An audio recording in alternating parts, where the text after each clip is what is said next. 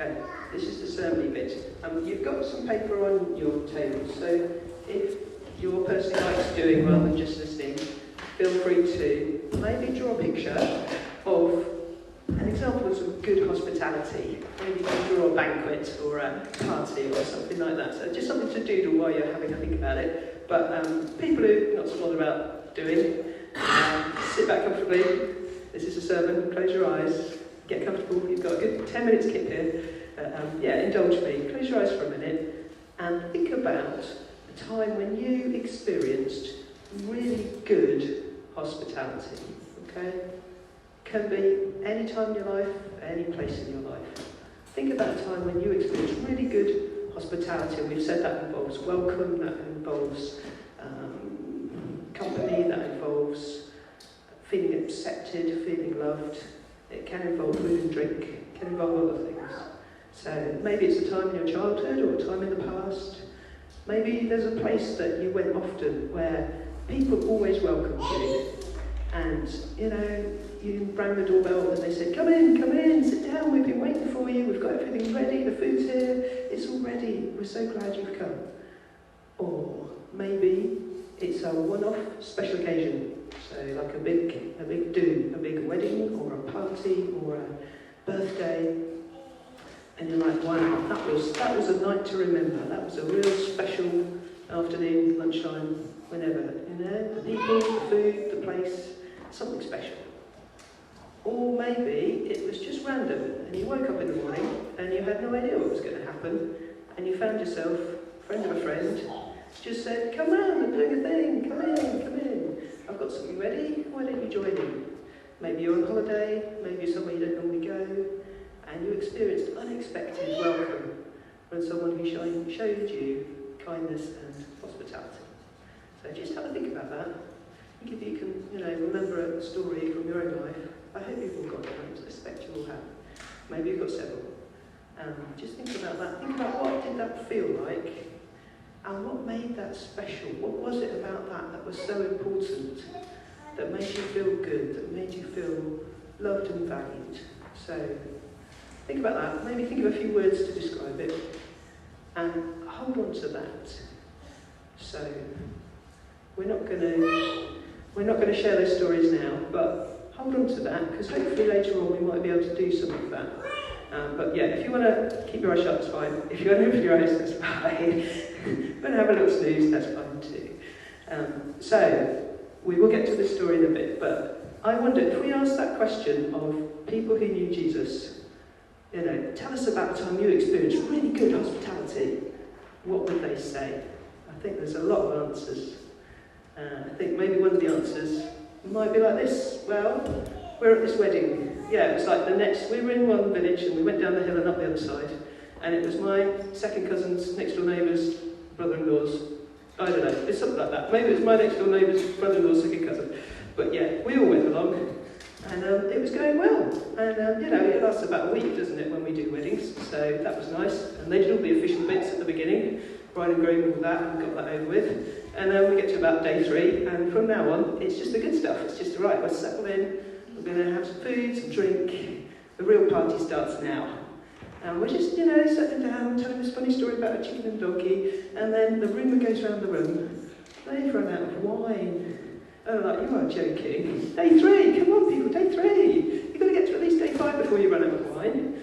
I mean, it's like, all the lights have turned out and the music's gone off, and we're going to have to go home early. This is rubbish. And my second cousin's next door neighbour's, whatever it was, he's not going to live this down. This is going to be seriously embarrassing. It's going to be the wedding in history that goes down as, all the girls are going to pray, dear Lord, may my wedding not be like, what's his name, next door neighbour's second cousin, because that was a real stinker of a wedding. So, we're sitting there looking at each other.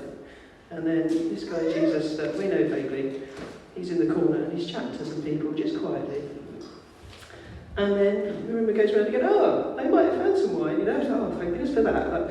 They dredged it out of the ditch, because it's not going to be the best, is it? Let's be honest. They found it in a cellar, or I don't know where they found it, but there's some more wine.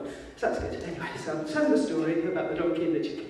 So, they're coming around with the wine, okay, right, have a bit more wine. Yeah, so anyway, this story, there's a donkey, right? and there's a chicken, and hang on a sec. What was that? That was quite nice. That was really nice. This guys, have you tasted? Never mind the donkey chicken story. Have you tasted the wine? Have you tasted it? It's awesome. This wine is like the best ever. I've never tasted this before. It makes me want to cry. It's actually beautiful. Seriously, where did you get this from? Where did you get this from? Is there any more? Oh, there's quite a lot more. Oh, there's 6 jars more. Right then. Let's settle into this party. And the rest of the week, I don't remember all of it, but it was epic. There was some dancing, there was some singing, there's a bit of crying, there's a bit of hugging, there's a bit more dancing, a bit more singing. That was a good week. That was a really good week. Okay. Maybe there's another story for someone else. This guy Jesus, he's a bit more famous now. He goes around and he talks, and he's really good. He's a really good talker, really good storyteller. And so we ambushed him. He was going on a boat, and he was trying to sneak off. And so we followed him, all of us, the whole village. We just followed him. And he got to, and he was like, "Oh, you're here. All right, okay. Well, you're here. We might as well do the show here. Okay. I'll go up and stand on this rock and have a seat, everybody, and I'll tell some stories. Okay. I'll do some preaching. Okay." And we're there all day, and it was amazing. He's he's a great guy. He said some really interesting things. And we're all sat there, and I brought a picnic, but the kids ate it, and then there wasn't any more. And then we got to about 5 o'clock, and we got a bit peckish, and the sun's going down. And there's a lot of people here, but it was a bit of a walk. It's a long way. How are we going to get to the village? Where are we going to get food from? So Jesus says, "Tell everyone to sit down, and we'll see what we can do." So we all sit down. There's a lot of us. I mean, actually, if you counted, there's thousands of us here. Where are you going to get the food from? I don't think this is going to work. And also, if you have some food, there's going to be a fight now, because, we're all a bit hungry. What's going to happen? So he tells everyone to sit down, and there's some people come around. He's blessed some food, he's handed it around, and some bread, and there's some fish. And I give some for the kids, and I don't eat any because there's not enough really, and there's a bit more bread, there's a bit more fish. I give a bit more to kids. I was like, "Oh, there's more than I thought there would be. I might have a bit now. I have a bit more. Have a bit more. Hand it around. Give it to the next door neighbours. Keep going. Well, actually, I'm quite full now. I don't want any more bread. I don't want any more fish. There's still some left over. Do you want some? Do you want some? It's still going. It's still going. We're passing it around, and now we're passing it back again because there's so much left over. Where did this come from? I don't really know, but there's baskets of it left over, and we've all eaten enough. Yeah, that was an interesting day. And then maybe we talked to a couple of women who lived near Jerusalem, Mary and Martha, they're sisters. Martha's the oldest one, and she's a bit of a matriarch, she's very good with the hospitality, and you can't say no to Martha. And she hears that Jesus is coming, and she's like, "Right, you come to my house, and you're having lunch." And Jesus is like, "Well, I had a few of the night. You come to my house, and you're having lunch. You will, you will, you will, you will, you will, you will, you will." All right, fine. Jesus is like, "Okay, fine, come to your house, have lunch." And Martha rushes home, tells Mary she can, lead them all, but she rushes home ahead. She goes to the next door neighbour, she gets some flour, she makes bread, she cuts the vegetables. She is so busy, because this is going to be the best lunch ever. And Jesus comes in, has a seat with all the followers in the front room. Martha's in the back room, she's cooking. Mary's helping out. Mary sneaks off. Martha's still cooking. It's really important I get this right. And he's the big rabbi, he's the chief. I need to do this well. Because if I do this well, it's bragging rights for, months, isn't it? I had the rabbi. I had him in my house. I made him the best dinner. He was ever so grateful. That's my status as a woman. That's the highest pinnacle I can achieve, being a good hostess. And then she looks around, and she's busy, doing all the stuff, and Mary's not there. And she goes in the other room, the room where all the men are, and the men are talking. Jesus is talking. And she sees Mary sitting on the floor with all the other men, and Jesus is on a chair, and he's teaching. And Mary sneaked in there. She shouldn't be in there. She should be in the back room with the women. She shouldn't be out there with the men. This is a male space. That's where they do the theology stuff, thinky stuff.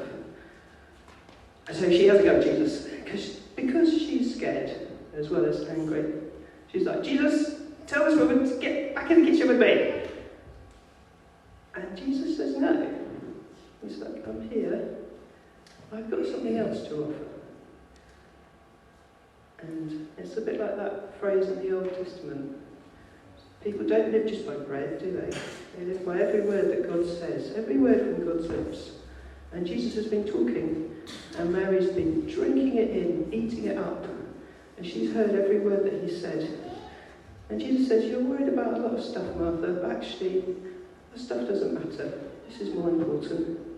Mary's chosen to listen to me. And I'm not going to take that away from her. I'm not going to send her back to the kitchen.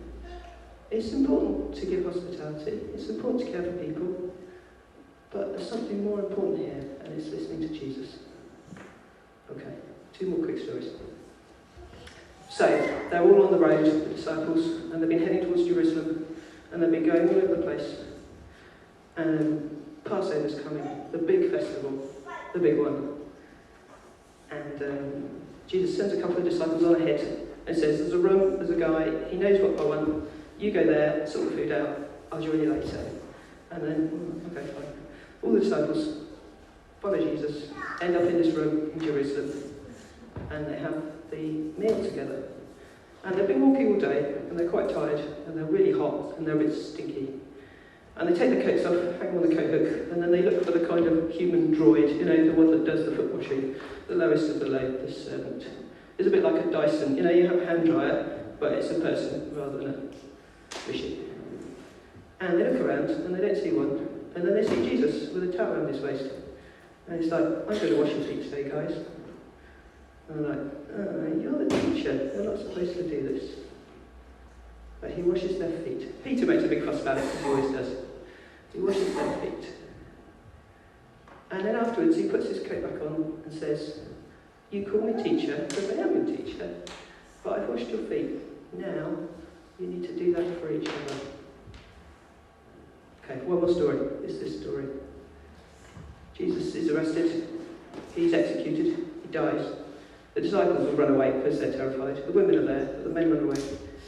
And they spend 3 days hiding, crying, ashamed. And Peter's the most ashamed because he's denied he even knew Jesus 3 times in a row. And then they meet Jesus a couple of times, unexpectedly. They hear rumours he's alive. They see him. And Peter is so confused at this point. He's just like, I am going fishing. I cannot cope with any of this. I'm going back on the lake. I'm going to do what I do best. I'm not going to worry about anything else. He takes the guys. They go out fishing. They're out fishing all night. And they catch nothing. Nothing. All night. And Peter is good with the swear words. And he turns the air completely blue because this is not what he needs right now. And then early in the morning, the sun starts to come up. And they can see someone on the shore. And they can't see who it is yet. There's a figure on the shore. And he yells out, have you caught anything? And Peter's like, no, we haven't caught anything. I'm not very happy about the fact that we haven't caught anything, with a few more words in there. And the guy on the shore is like, okay, well, try the other side. And Peter's like, does this guy know anything about fishing? Okay, there's a side that you fish from, and there's a side that you don't fish from. The side that you don't fish from is a rudder, it gets in the way. You don't fish from that side, that's stupid.